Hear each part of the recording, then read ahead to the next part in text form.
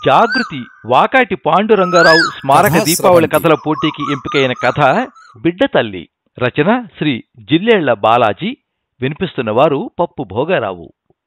శ్రీ జిల్లేళ్ల బాలాజీ 1961 సంవత్సరంలో జన్మించారు. 1983 నుంచి రచనలు చేస్తున్నారు. 1983లో వీరి మొదటి కవిత కామధేను వారపత్రికలోను, మొదటి కథ 1984లో పల్లకి వారపత్రికలోను ప్రచురితమయ్యాయి. వీరివి ఇప్పటి వరకు 150కి పైగా కథలు, 120కి పైగా కవితలు పత్రికలలో ప్రచురితమయ్యాయి. వివిధ పత్రికలు, సంస్థలు నిర్వహించిన కథల పోటీలలో 19 కథలకు బహుమతులు లభించాయి. వీరి కథలు కొన్ని తిరుపతి, కడప రేడియో కేంద్రాలలో ప్రసారమయ్యాయి. మాట్లాడే పక్షి, సిక్కెంటిక, వంతు, ఉండు నాయనా దిష్టి తీస్తా, పగడాలు, పారిజాతాలు, నిరుడు కురిసిన వెన్నెల, కవన కదంబం కవితా సంపుటి మొదలగు పుస్తకాలను వెలువరించారు. వీరి సాహిత్య కృషికి గాను గురజాడ కథా పురస్కారం కడప, కుప్పం రెడ్డమ్మ సాహితీ పురస్కారం చిత్తూరు, తెలుగు భాషా వికాస పురస్కారం పలమనేరు, గురుదేవోభావ పురస్కారం తిరుపతి, ఉగాది విశిష్ట పురస్కారం తిరుపతి, శ్రీమతి కామాక్షిబాయి, శ్రీ నారాయణరావు సాహితీ పురస్కారం చిత్తూరు మొదలైనవి వరించాయి. వీరి రచనలపై ఆంధ్ర విశ్వవిద్యాలయంలో పరిశోధన జరుగుతున్నది. తమిళ భాషపై పట్టు ఉన్నందున తమిళం నుండి తెలుగులోకి అనువాదాలు కూడా చేస్తున్నారు. ఇప్పటిదాకా వీరు 130కి పైగా కథలు, 10 నవలలు, 2 నవలికలు, 1 కవితా సంపుటి, 1 వ్యాస సంపుటి, 1 వచన రామాయణం అనువదించారు. కాలప్రవాహం, జయకాంతన్ కథలు, నైలు నది సాక్షిగా, శిథిలం, జీవనాడి, నీళ్లకోడి, బహిర్గతం కాని రంగులు మొదలగు కథా సంపుటాలు వెలువడ్డాయి. అలాగే కళ్యాణి, 1 మనిషి 1 ఇల్లు 1 ప్రపంచం, ప్యారిస్కు పో, యామం, గంగ ఎక్కడికెళుతోంది మొదలగు నవలలు, చతుర మాసపత్రికలో మరో 3 నవలలు ప్రచురితమయ్యాయి. కాపరులు వ్యాస సంపుటి, ఫిర్యాదు పెట్టిపై నిద్రిస్తున్న పిల్లి కవితా సంపుటి వెలువడ్డాయి. మరో 2 అనువాద నవలలు సాహిత్య అకాడమీ ప్రచురించవలసి ఉంది. వీరి తొలి నవల, మరో 2 కథా సంపుటులు ప్రచురణ కావలసి ఉంది. అనువాదంలో ప్రతిష్టాత్మకమైన కేంద్ర సాహిత్య అకాడమీ అనువాద పురస్కారం 2010, నల్లి దిశై ఎట్టుం పత్రిక నుండి ఉత్తమ అనువాదకుడు పురస్కారం 2011, 2023లో కెఎస్ ముళిపెయర్పు విరుదు పురస్కారాలను పొందారు.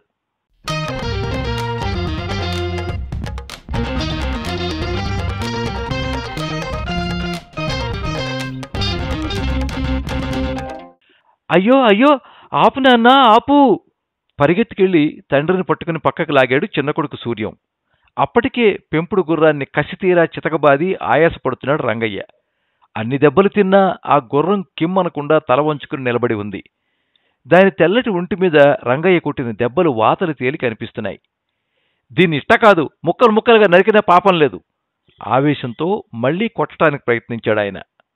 ఇలా దాన్ని గొడ్డుని బాదినట్టు బాధితే పాపం సంగతి సరే, అది చచ్చి ఊరుకుంటుంది తెలుసుకో అంటూ తండ్రి చేతిలోని దుడ్డుకర్రను లాగి దూరంగా విసిరేశాడు సూర్యం. సస్తే మాత్రం ఏంటంట, ఒక్కసారిగా దీని పేడ ఎరగడైపోతుంది. కోపంతో బుసలు కొడుతున్నాడు రంగయ్య. అరుగుపై కూర్చుని చంటిబిడ్డకు పాలిస్తున్న పెద్ద కోడలు అమర గుర్రం దీనస్థితికి మౌనంగా కన్నీళ్లు కారుస్తోంది.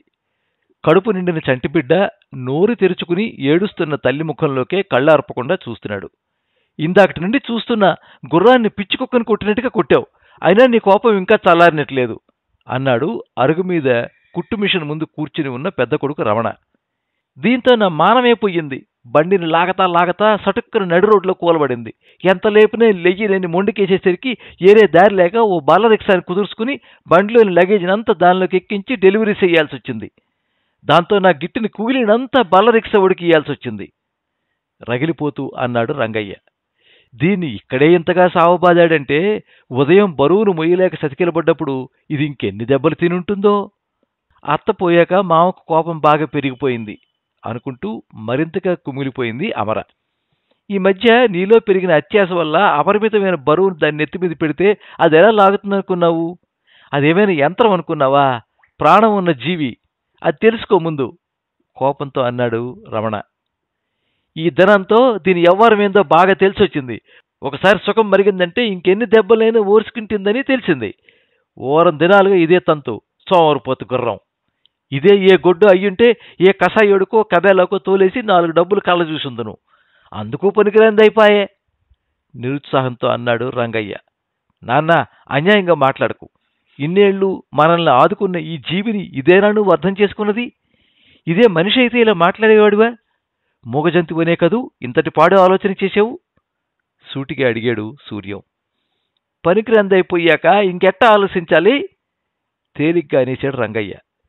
ఎప్పుడైతే నీకు ఆలోచన వచ్చిందో ఇక ఈ గుర్రంతో నీకు ఏ సంబంధం లేదు నాన్న చెప్పాడు సూర్యం. మరి ఎందుకు పనికిరాని దీన్ని ఇంట్లో పెట్టుకుని ఎవరు మేపుతారంట?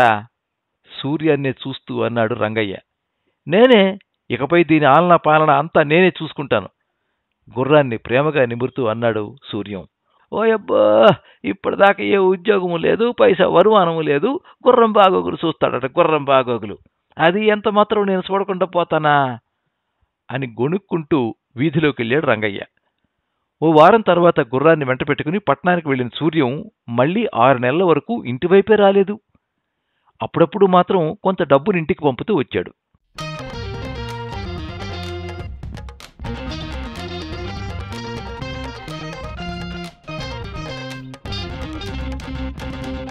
ఓ రోజు మినీ లారీలో గుర్రాన్ని ఎక్కించుకుని ఇంటికొచ్చాడు సూర్యం. బలిష్టంగా మిసమిసలాడుతూ ఉన్న గుర్రాన్ని చూసి ఆశ్చర్యపోయాడు రంగయ్య. అంతేకాదు గుర్రంలో ఉరకలేసే ఉత్సాహాన్ని కూడా పసిగట్టాడు. మనోడు దాన్ని బాగానే మేపుతున్నట్టున్నాడే అని మనసులో అనుకున్నాడు రంగయ్య. సూర్యం కూడా మనిషి బాగా మారిపోయాడు. చక్కటి దేహదారుఢ్యంతో మంచి ఆరోగ్యంతో ఉన్నాడు. మాటల్లో వేగము, నడకలో చురుకుతనము కనిపిస్తున్నాయి. అతని కళ్ళలో ఏదో తెలియని కసి కనిపిస్తోంది. తమ్ముని చూసి ఎంతో ఆనందించాడు రమణ. సూర్యంను ఆదరంగా పలకరించింది అమర. అతని కోసం ఆ పూట చక్కటి విందు భోజనాన్ని ఏర్పాటు చేసింది.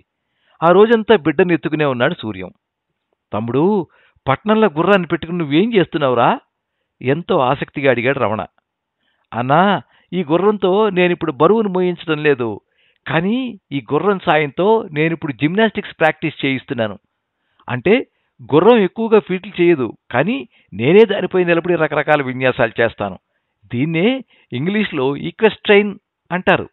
అక్కడక్కడ నాలాంటి గుర్రప్రవృత్తులకు పోటీలు నిర్వహిస్తూ ఉంటారు. వాటిల్లో పాల్గొంటున్నాను. ఎప్పటికైనా ఓ గొప్ప పోటీలో పాల్గొని పెద్ద మొత్తం దక్కించుకోవాలని చూస్తున్నాను.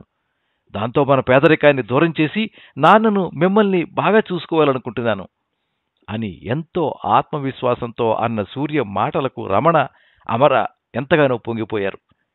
రంగయ్య లోపల సంతోషించినా పైకి ఏమీ అనలేదు. మరుసటి రోజు గుర్రాన్ని తీసుకుని మళ్లీ పట్నం వెళ్లిపోయాడు సూర్యం.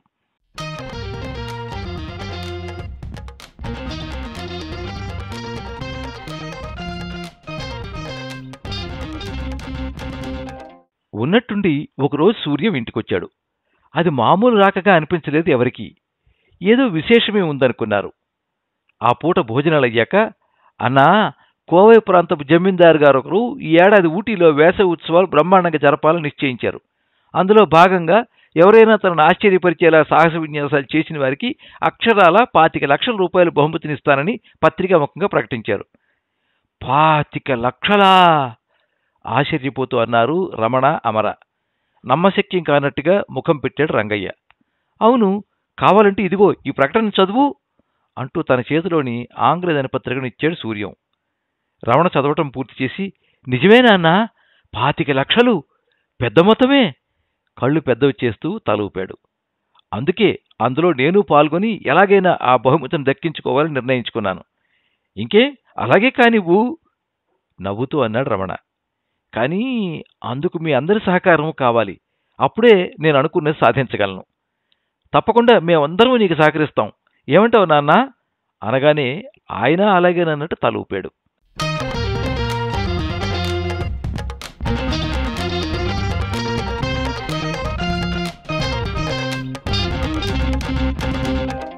ఊటీలోని ఆ మినీ ఇండోర్ ప్లేగ్రౌండ్ వృత్తాకారంలో ఉంది. మధ్యలో జరిగే ప్రదర్శన అందరికీ కనబడేటట్టుగా చుట్టూ గ్యాలరీని నిర్మించారు. ప్రదర్శనకారులు మైదానంలోకి వచ్చేందుకు అనువుగా ఒక ప్రవేశ ద్వారం ఉంది. ఎవరూ మైదానంలోకి చొచ్చుకు రాకుండా చుట్టూ పటిష్టమైన బ్యారికేడ్లు కట్టారు. అంతేకాక పోలీసుల నిఘా కూడా ఏర్పాటు చేశారు. అప్పటికే గ్యాలరీ అంతా ప్రేక్షకులతో నిండిపోయి సందడిగా ఉంది. క్రింది వరుసలో ప్రత్యేకంగా ఏర్పాటు చేసిన ఆసనాలలో కోవై జమీందారు కుటుంబ సభ్యులు కూర్చునున్నారు. వాళ్లకు కాస్త పక్కగా అనౌన్సర్ ఆనాటి కార్యక్రమ వివరాలను మైకులో చెబుతున్నాడు. కాసేపటికి ప్రదర్శనలు మొదలయ్యాయి. సంగీతం సన్నగా వినిపిస్తున్నది. ప్రేక్షకులు చప్పట్లతో ఆహ్వానం పలికారు. ఒక్కొక్క గ్రూపు ఎంతో విలక్షణంగా తమ తమ విన్యాసాలను ప్రదర్శించసాగాయి. జమీందారు ఎంతో ఆసక్తిగా ఆ విన్యాసాలను వీక్షిస్తున్నారు. ప్రేక్షకుల కేరింతలతో, కేకలతో, అరుపులతో, నవ్వులతో ఆడిటోరియం అంతా సందడిగా ఉంది. అర్ధగంట గడిచింది. తర్వాత కార్యక్రమంగా అనౌన్సర్ మైకులో సూర్యం పేరును ప్రకటించాడు. దాంతో సూర్యం కుటుంబ సభ్యులందరూ గుర్రం సహా ప్రవేశ ద్వారం దగ్గరికి చేరుకున్నారు. ఆ గుర్రం ఎంతో చలాకీగా ఉంది. దాని నుదిరి మధ్య భాగాన కొమ్ములాంటిది ఏర్పాటు చేయడంతో అది మరింత ఆకర్షణీయంగా కనిపిస్తున్నది. ప్రత్యేకంగా తయారు చేసిన జీనును కూడా అమర్చారు. రంగయ్య గుర్రం కళ్యాన్ని పట్టుకుని ముందుకు నడుస్తూ ఉంటే ఆయన వెనకే సూర్యం, రమణ, అమర అనుసరించారు. ట్రాక్ చుట్టూ సూర్యం కుటుంబ సభ్యులు ప్రేక్షకులకు అభివాదం చేస్తూ పూర్తిగా ఒకసారి తిరిగి వచ్చాక ప్రవేశ ద్వారం దగ్గర సూర్యం మాత్రం ఆగిపోయాడు. రమణ అక్కడున్న తన సరంజామా సంచిని తీసుకుని సన్నగా ఈలవేస్తూ గుర్రాన్ని మెల్లగా చేత్తో తట్టాడు. దాంతో అది అమితమైన వేగంతో తన గ్యాలప్ను అంటే 4 కాళ్లతో లయబద్ధంగా చేసే పరుగు ప్రారంభించింది. చుట్టగా చుట్టి తన చేతిలో ఉంచుకున్న కళ్యాన్ని, తాడును వదిలి చేసుకుంటూ రంగయ్య రింగు మధ్య ప్రదేశానికి చేరుకోసాగాడు. ఆయన వెంట రమణ, అమర నడిచారు.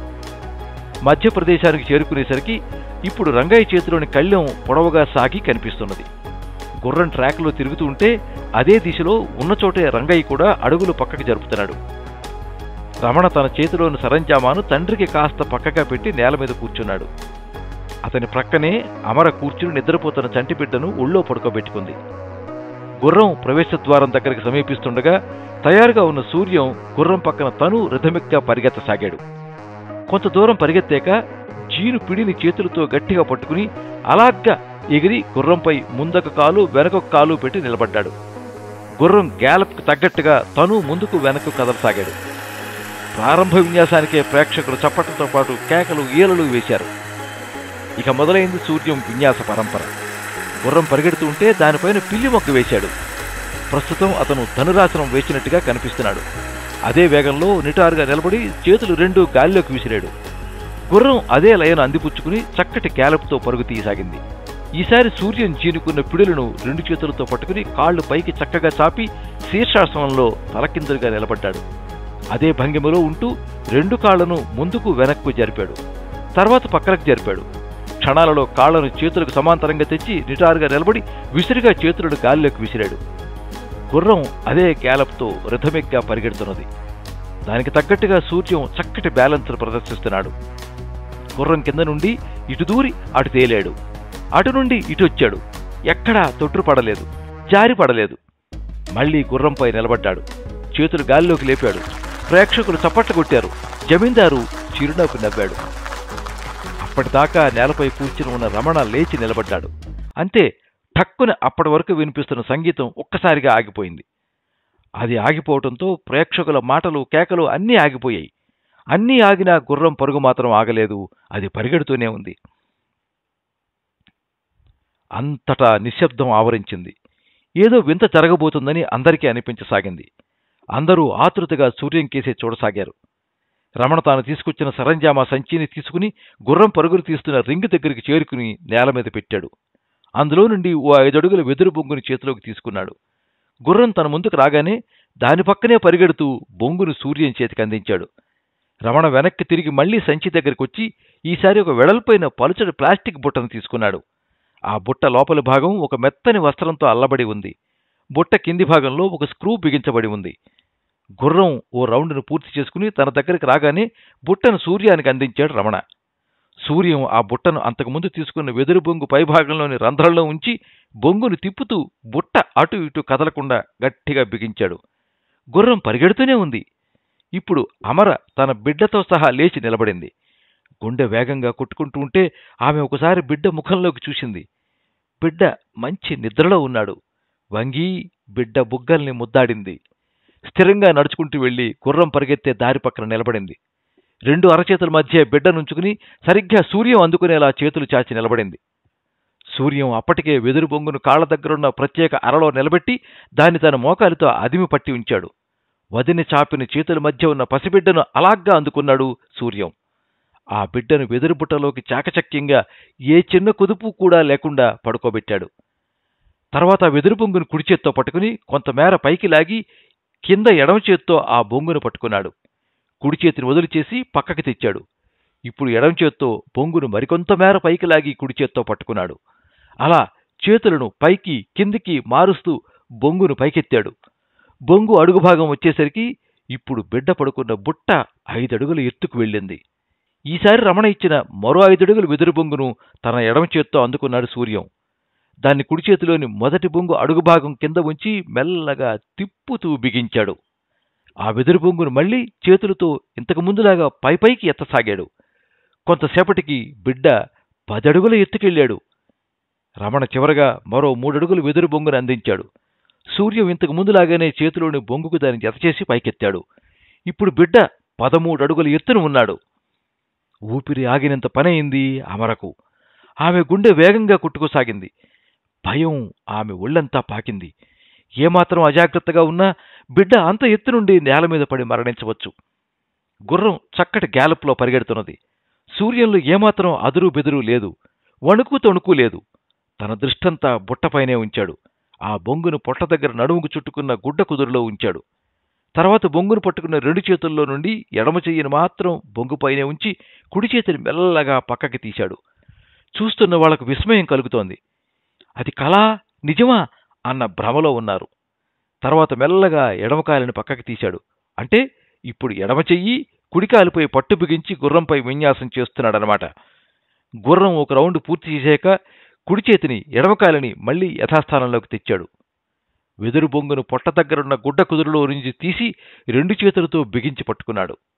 ఈలోపు రమణ తలపైకెత్తి ఏకాగ్రతతో వెదురు బొంగునే చూస్తూ గుర్రం పక్కనే పరిగెత్తసాగాడు. సూర్యం ఓ చిన్న ఈల వేసి వెదురు బుట్టలోని బిడ్డను ఉన్న ఫళాన గాల్లోకి ఎగరేసి వెదురు బొంగును వదిలేశాడు. క్షణాలలో భూమిపైకి దూసుకొస్తున్న బిడ్డను తన 2 చేతులతో పట్టుకున్నాడు సూర్యం. అప్పటికే నేల మీదకు పడిపోతున్న బొంగును చేతులతో పట్టుకున్నాడు రమణ. అమర పరిగెత్తుకుంటూ వచ్చి బిడ్డను తీసుకుని తన గుండెకి హత్తుకుంటూ కన్నీళ్ల మధ్య తన పెదాలను బిడ్డ బొగ్గలపై ఆంచింది. రమణ పరిగెత్తుకుంటూ వచ్చి భార్యను బిడ్డను తన బాహువుల మధ్య బంధించాడు. సూర్యం నేల మీదకి దిగి తన 2 చేతులను గాల్లోకి విసిరాడు. లేచి నిలబడ్డ ప్రేక్షకులకు కృతజ్ఞతాపూర్వకంగా అభివాదం చేశాడు. ప్రత్యేక ఆసనంపై కూర్చుని ఉండాల్సిన జమీందారు ఎప్పుడు నిలబడ్డాడో తెలీదు. ఆనందంతో తన స్థాయిని కూడా మరిచిపోయి శభాష్ శభాష్ అని బిగ్గరగా అరుస్తూ చప్పట్లు చరుస్తున్నాడు. 2 సెకన్ల తర్వాత ఒక కాగితం మీద ఏదో రాసి అనౌన్సర్ చేతికి అందించాడు. 25 లక్షలను బహుమతిగా గెలుచుకున్న ఈనాటి విజేత సూర్యం, అతని కుటుంబ సభ్యులు అనగానే ప్రేక్షకులు కొట్టిన చప్పట్లు జడివానను తలపించాయి. దాన్ని వింటూ సూర్యం వేగంగా పరిగెత్తుకెళ్లి అమాంతం తన 2 చేతులతో గుర్రం మెడను కౌగిలించుకుని ఉద్విగ్నతతో అణుచుకోలేని దుఃఖంతో కన్నీళ్లు పెట్టుకున్నాడు. చాలాసేపటి వరకు దాని మెడను వదలకనే ఉండిపోయాడు. అప్పుడప్పుడు దాని ముఖంపై ముద్దులు పెట్టాడు. ఆ దృశ్యాన్ని చూసి తను కన్నీళ్ల పర్యంతం అవుతున్నాడు రంగయ్య. ఇక రమణ అమర పరిస్థితి చెప్పనక్కరలేదు. జమీందారు నుండి 25 లక్షల చెక్కును సూర్యం అందుకుంటూ ఉండగా జమీందారు అతన్ని ఒకే ఒక ప్రశ్న అడిగాడు. నువ్వు కన్నీళ్లు పెట్టుకోవడానికి కారణమేమిటో తెలుసుకోవచ్చా? అయ్యా, ఈరోజు జరిగిన విన్యాసంలో అస్సలు ఏమాత్రం తర్ఫీదు లేని ఒకే ఒక జీవి ఆ పసిబిడ్డ. ఇవాళ ఈ ఫీట్ చేయనున్నామని మా వదినకు ఈ ఉదయమే చెప్పాను. అప్పటి నుండి ఆమె స్థిమితంగా ఉండలేకపోయింది. ఆ తల్లి హృదయం ఎంతటి భయాందోళనలకు గురైందో నేను చెప్పలేను. ఏమీ కాదని ఎంతగా ధైర్యం చెప్పినా ఆమె అంగీకరించలేదు. చివరికి అయిష్టంగానే ఒప్పుకుంది. కానీ మేము ఆ విన్యాసం చేస్తున్నంతసేపు తన బిడ్డ ఎక్కడ కింద పడిపోతుందేమోనని ఆ తల్లి గుండె ఎంతగానో తల్లడల్లి ఉంటుంది. నిజానికి ఈ ఫీట్లో నాకన్నా ఎంతో గొప్పగా ప్రదర్శన చేసింది మాత్రం నా గుర్రమే. అది మూగజీవి. అది ఎక్కడా ఒక అడుగు తడబడో, వేగంగానో నిదానంగానో పక్కకో పరిగెత్తలేదు. ఏ లయలో పరుగును మొదలుపెట్టిందో చివరిదాకా అదే లయను కొనసాగించింది. మేమిద్దరం నిన్నటిదాకా ఒక డమ్మీ బొమ్మతో మాత్రమే ప్రాక్టీస్ చేశాం. కానీ ఇవాళ ఆ బొమ్మ స్థానంలో ప్రాణం ఉన్న పసిబిడ్డను తెచ్చిన విషయం గుర్రానికి ఆ క్షణంలో మాత్రమే తెలుసు. మనం అనుకుంటూ ఉంటాం జంతువులకు ఏమీ తెలియదని. కానీ వాటికి అన్నీ తెలుసు. తెలుసుకుని సమయానుకూలంగా నడుచుకుంటాయి. బిడ్డకు ఏమాత్రం ప్రమాదం జరగకూడదని అది ఎంతో జాగ్రత్తతో తన పరుగును పూర్తి చేసింది. ఆ విధంగా అదొక బిడ్డకు తల్లిలా నడుచుకున్న విధం నన్నెంతగానో కదిలించి వేసింది. అందుకే పెళ్ళుపుకుతున్న నాలోని దుఃఖాన్ని ఆపుకోలేకపోయాను అని చిన్నగా నవ్వాడు సూర్యం. ఇప్పుడు ఆడిటోరియం అంతా మళ్లీ చప్పట్లతో మారుమ్రోగిపోయింది.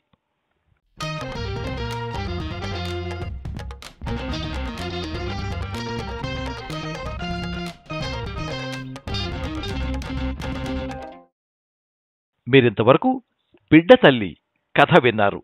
రచన శ్రీ జిల్లేళ్ల బాలాజీ, వినిపించిన వారు పప్పు భోగారావు. ఈ కథ జాగృతి వారపత్రికలో ప్రచురించబడింది. ఈ కథ మీద మీ అమూల్యమైన అభిప్రాయాన్ని కింద కామెంట్ బాక్స్లో రాయండి. ఈ వీడియోని లైక్ చేయండి, మీ మిత్రులందరికీ షేర్ చేయండి.